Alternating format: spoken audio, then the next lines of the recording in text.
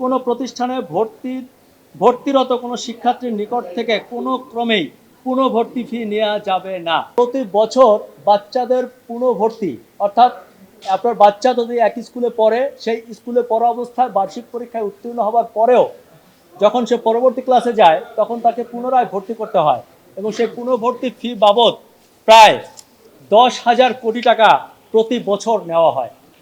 আপনারা জানেন যে বাংলাদেশের অধিকাংশ মানুষ মধ্যবিত্ত, নিম্ন মধ্যবিত্ত, এবং তাদের সবার আবেগের জায়গা হচ্ছে সন্তান। আর এই সন্তানকে মানুষ করতে গিয়ে এভাবে শুধু ভর্তি ফি না, পুনঃভর্তি ফি না, শুধু এই যে ফিগুলো বাদেও এছাড়াও উন্নয়ন ফি, বিল্ডিং ফি, এসি ফি, ফ্যান ফি, রিলেশন ফি এবং অনেক ফি আছে যেটা বাচ্চাদের উপর বর্তায় না, স্কাউট ফি, লাইব্রেরি ফি, যেগুলোর কোনো কার্যকারিতা নাই।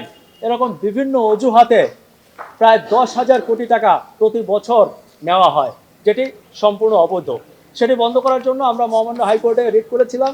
যে রিটে আমরা শিক্ষা মন্ত্রণালয়ের সচিব, উপসচিব, সহকারী সচিব এবং প্রাথমিক ও গণশিক্ষা মন্ত্রণালয় এবং মাধ্যমিক ও উচ্চ মাধ্যমিক শিক্ষা বোর্ডের পরিচালককে আমরা বিবাদী করেছিলাম। তাদেরকে মহামান্য হাইকোর্ট নোটিশ পাঠিয়েছিল। সরকারের পক্ষ থেকে, মন্ত্রণালয়ের পক্ষ থেকে আমাদের সাথেও যোগাযোগ করা হয়েছিল। আমরা আপনাদেরকে জানাতে চাই যে আমরা রিটে যা যা চেয়েছিলাম সেটি সরকার একটি প্রজ্ঞাপন আকারে দিয়েছে, যেটি আমরা গতকালকে হাতে পেয়েছি। এই প্রজ্ঞাপনটির নাম হচ্ছে শিক্ষা প্রতিষ্ঠানের আর্থিক স্বচ্ছতা ও জবাবদিহিতা সংক্রান্ত নীতিমালা 2026।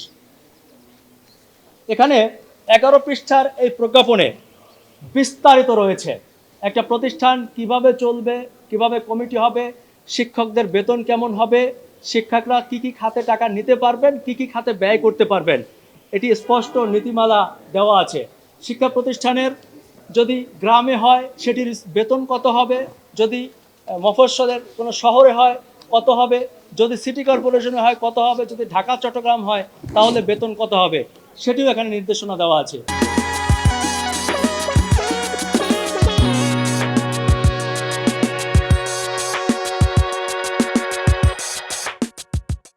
শুধু তাই না, আপনাদেরকে একটু যদি একটা লাইন পড়ে শোনাই।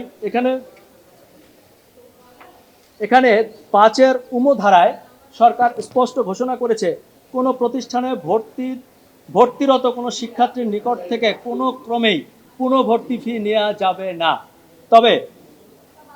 তবে টিউশন ফি নীতিমালা অনুযায়ী টিউশন ফি গ্রহণ করা যাবে। এই টিউশন ফি বলতে বোঝানো হয়েছে প্রতি মাসে আমরা যে বেতনটি দেই। আমাকে অনেকে বলছেন যে এই যে সরকার স্বচ্ছতা জবাবদিহিতা একটা নীতিমালা করলো, এটি কি সবাই মানবে? সরকারও সেটি ধারণা করেছিল যে এটি সবাই মানবে কি মানবে না, যার কারণে ভেতরে আরও কিছু কঠোর নিষেধাজ্ঞা দেওয়া আছে। এই রিটে স্পষ্ট উল্লেখ করা আছে এই নীতিমালা কেউ যদি না মানে, কোনো প্রতিষ্ঠান না মানে, তাহলে প্রধান শিক্ষককে বরখাস্ত করা হবে এবং এই বিভিন্ন অজুহাতে ফির সাথে যারা জড়িত প্রত্যেককে জবাবদিহিতার আওতায় আনা হবে এবং আইনগত ব্যবস্থা গ্রহণ করা হবে। এটি একটি কঠোর নির্দেশনা।